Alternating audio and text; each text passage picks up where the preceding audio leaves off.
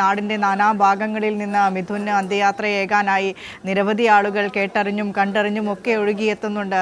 അത് ആ കുടുംബത്തെ ചേർത്ത് പിടിക്കുക എന്നുള്ള മാനുഷിക പരിഗണന കൊണ്ട് തന്നെയാണ്.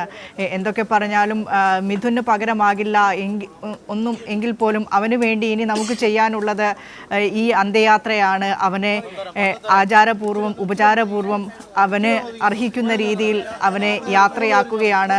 അമ്മയുടെ അന്ത്യചുംബനത്തോടൊപ്പം നമ്മുടെ എല്ലാവരുടെയും യാത്രാമൊഴി അവന് നേരുകയാണ്.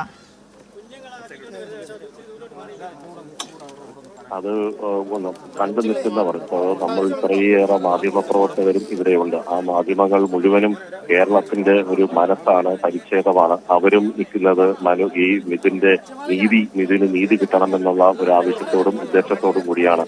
അതുകൊണ്ടാണ് ഇത്രയേറെ മാധ്യമങ്ങൾ ഇപ്പോൾ ചിതയ്ക്ക് തീ കൊളുത്തുകയാണ്. അനുജനും അതിന്റെ കർമ്മികൾ എല്ലാം അതിനുള്ള നേതൃത്വം നൽകുന്നു. മറ്റ് ബന്ധുക്കളായ 1-2 കുട്ടികളുമുണ്ട്. 2 കുട്ടികൾ ചേർന്ന് ഇപ്പോൾ 3 വലം വെച്ചുകൊണ്ട് ആചാരപൂർവ്വമായിട്ടുള്ള ചിതയ്ക്ക് തീ കൊടുക്കുന്നതിന്റെ കർമ്മങ്ങളാണ് ഇപ്പോൾ നടക്കുന്നത്. 6 അടി മണ്ണിൽ മിഥുന്റെ ഇത് ഭൗതിക ശരീരം ഇപ്പോൾ കത്തിയമരാൻ പോകുമ്പോൾ അവന്റെ സ്വപ്നങ്ങൾക്ക് ചിറകു വിരിക്കും എന്ന് തന്നെ നമുക്ക് പ്രതീക്ഷിക്കാം. അവൻ ആഗ്രഹിച്ച അവന് ഒരു വീട് എന്ന് പറയുന്ന ഒരു സ്വപ്നം, പക്ഷേ NCC അംഗമാകണമെന്നുള്ള ആ ആഗ്രഹവും ഏതാണ്ട് 90% അവൻ പൂർത്തീകരിച്ചിരുന്നു. അതിന് പിന്നെ NCC ഉദ്യോഗസ്ഥർ ഇന്ന് ഈ സ്കൂളിലെത്തി അന്ത്യോപചാരം അർപ്പിച്ചപ്പോൾ അവരും പറഞ്ഞു എൻറോൾ ചെയ്ത് കഴിഞ്ഞു, അവനും ഇപ്പോൾ ഒരു NCC കേഡറ്റാണെന്ന്. എന്താഗ്രഹത്താലാണോ ആ സ്കൂളിലേക്ക് ഈ മിഥുൻ പോയത്, ആ ആഗ്രഹം സഫലീകരിച്ചു. അതിനുശേഷമാണ് മടങ്ങുന്നു എന്നുള്ളത് നമുക്ക് ഏറെ മിഥുന്റെ ആ ഒരു ജീവിതത്തിന് സാർത്ഥകമായി എന്ന് നമുക്ക് തൽക്കാലം ആശ്വസിക്കാം. അപ്പോഴും അവന്റെ സാഹസികമായ കാര്യങ്ങളും അവൻ മനസ്സിൽ കരുതിയിരുന്ന ഒരുപാട് സ്വപ്നങ്ങളും അവന്റെ ഈ സ്പോർട്സിനോടുള്ള വല്ലാത്ത ഒരു അഭിനിവേശവും ഇതെല്ലാം മിഥുൻ ബാക്കിയാക്കി മടങ്ങുകയാണ്.